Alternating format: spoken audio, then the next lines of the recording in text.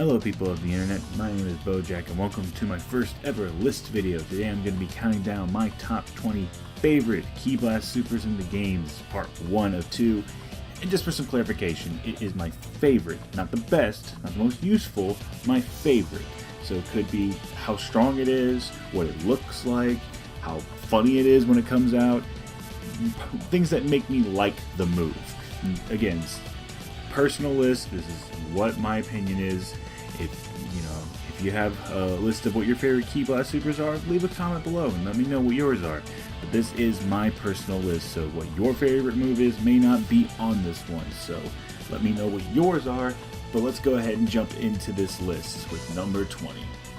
At number 20 we have Trapshooter. Trapshooter is a really fun move because one, it's a homing move, so it homes in on your opponent.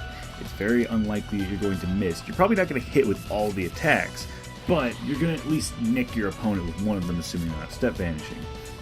On top of that, it comes from Bojack, which I'm surprised how great of a moveset he ended up having, but we'll just spoiler alert, we're going to get to that later. But this also comes with a fun little game. It takes 2 key bars to use, so one, you gotta be more careful when you use it, and on top of that, you can cancel it without using any key at any point. So you can go to charge it up, and then fake out your opponent. That little fake out game is just, it's really, really fun to do.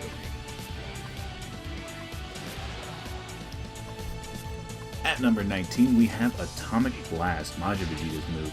This move I like because it involves timing. You have to have your specific timing down in order to get the most out of this move. If you just throw it out initially, you'll get a blast, but it won't be as powerful. If you hold it down too long, you get a burst, and it won't be nearly as powerful, and it'll be really short range. You have to have that middle ground timing where it makes the longest beam and the most powerful. It's low on this list because it does take a little bit to charge up, but if you were to heavy stamina break your opponent and then do it right in their face, it would make a very satisfying way to finish off an opponent and kind of disrespect them a little bit. So that's why it's at least on the list, but that build-up does take a little bit of time, and at that point you'd rather just use an ultimate attack.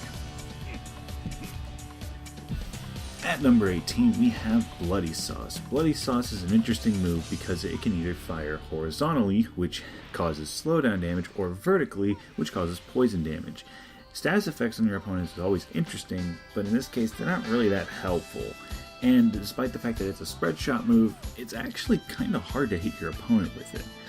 And that's probably due to the fact that you have a charge up on it and it just doesn't go out of combos very well, knockback combos or anything like that. Plus, it is an exclusive move to Toa and supervillain characters. So the fact that it's kind of hard to hit your opponent with it and the exclusivity of being on specific characters is what nets at number 18 on my list. Interesting move, but you don't get to use it very often. At number 17, we have Big Bang Attack. Big Bang Attack has always been an interesting one for me because on one hand, it's just an energy ball, so it's really not that big of a deal.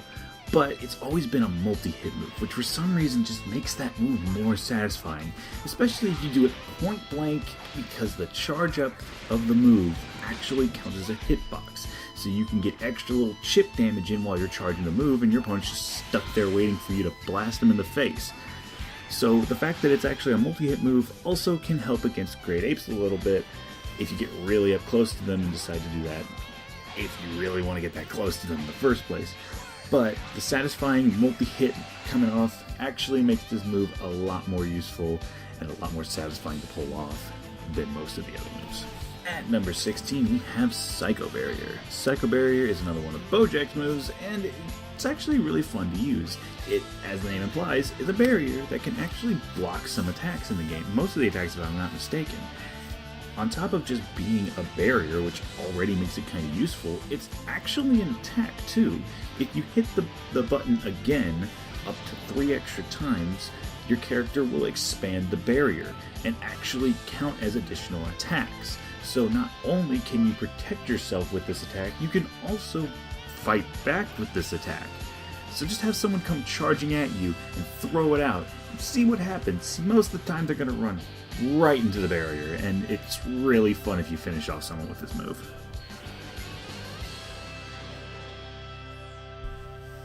At number 15, we have Focus Flash. Focus Flash is a really fun move because, one, it just screams Vegeta. So it's really fitting for the character it comes from. But on top of that, it has a really long build-up, so it's not a move you can just throw out willy-nilly and expect to hit with it. But with certain combos with certain characters, like Vegeta, you can get a lot of knockback to where your opponent hits the ground and is kind of stuck there for a little bit. So using combos like that or stamina breaking them, if you can throw this move out, it does a lot of damage. If you hit with all of it for a super attack, it's insane how much damage this attack can do.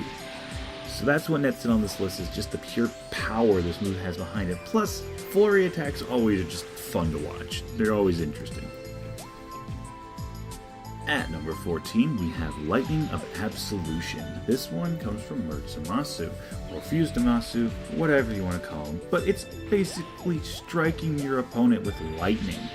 It's a little bit of a weird move because if you just throw it out and you're a distance away from your opponent, you'll only get 2 lightning bolts, but up close to you, you shoot out a third one that can knock your opponent into the move. So using it up close is actually the best way to use it, but you can shoot it out whenever your opponent's flying away or something. You probably will catch him with it. And the reason this move is on the list is because you're just striking them with lightning. It's just always satisfying to hit people with lightning attacks for me. I love lightning attacks, but just the fact that it's a kind of spammable move, especially when your opponent gets really up close to you, kind of docks it down a little bit for me. But again, you're hitting people with lightning. What's not to like? At number 13, we have ×10 Kamehameha. I've always liked this move ever since I played Budokai 3 and was first introduced to Super Saiyan 4 and saw Goku using the ×10 Kamehameha. I immediately fell in love with it. Just the red aspect of the attack just really screams painful to me for some reason. The move got a bit of a buff to where you can actually throw it out, but it takes 2 key bars now. You can combo with it, but it's most likely not going to be that effective. This move pretty much only gets on the list because of the potential damage it has and its look. I've just loved the way this move looks, and it's pretty much the only reason why it's on this list. It's still a little slow, and you're never going to be able to hit its full potential without breaking your opponent first, and at that point, you're probably just going to use an ultimate. At number 12, we have Elite Beam and Elite Shooting. They kind of just tie with each other, because they're both there for the same reason. They're so goofy. The moves themselves aren't exactly useful. You're never going to really want to use Elite Beam, and Elite Shooting really isn't that useful in terms of hitting groups, because you're always going to fire in the same directions, and you don't lock on to anybody, so it's just really random. But the hilarity of seeing other characters besides Jocko doing the poses that this move involves, or almost dropping the gun, you can make the most serious character ever and just throw all that out the window with this move. And that's why it's on the list pretty much. It's not really that great of a move.